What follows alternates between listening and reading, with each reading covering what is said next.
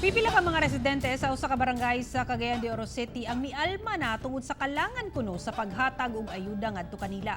Busa kaganina buntag gipang apod-apod na ang relief packs isip tabang ngadto sa mga naapektuhan sa community quarantine. Dugang detalye sa report ni Cyril Chavez. Mikalat karon sa social media ang hulagway sa usa ka senior citizen nga taga barangay Kanituan kung asa makita nga nanawagan kini ngadto sa Cagayan de Oro LGU og ayuda. Sanglit wala matud pa sila nadawat sukad nagsugod ang community quarantine. Sumala ni punong barangay Joshua Tabuklaon nga wala nila nasugdan gilayon ang pag-apod-apod sa mga relief packs. Sanglit dugay nakabot ang target nga ihap sa mga packs nga kinahanglan ipanghatag. Nangayo sab og pasaylo og pagsabot ang maong kapitan sa iyang mga constituents sa kalangan sa distribution kay buot lang niyang makadawat ang tanang residente aron malikayan ang isyu nga adunay pabor-pabor. Kon manghatag tag pipila lang ka tawo daghang kay bagulbol. Kawatan si kapitan, kawatan sa BHW, pinili ang gihatag. So ako na lang una-una may pag-isara ang isyu. Wala pa nang hatag.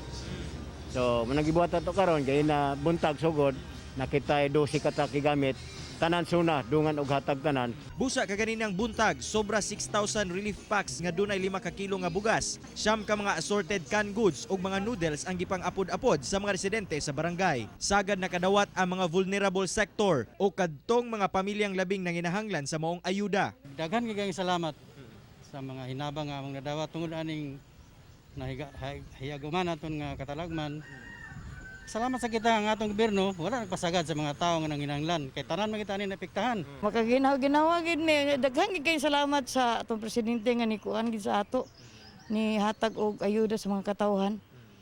Usa na sa makakuan ba maka support gamay. Human mahatag ang food packs nang hinaot ang barangay nga kanunay mutuman ang katawhan sa preventive measures batok COVID-19. Kauban si James Yap sa kamera.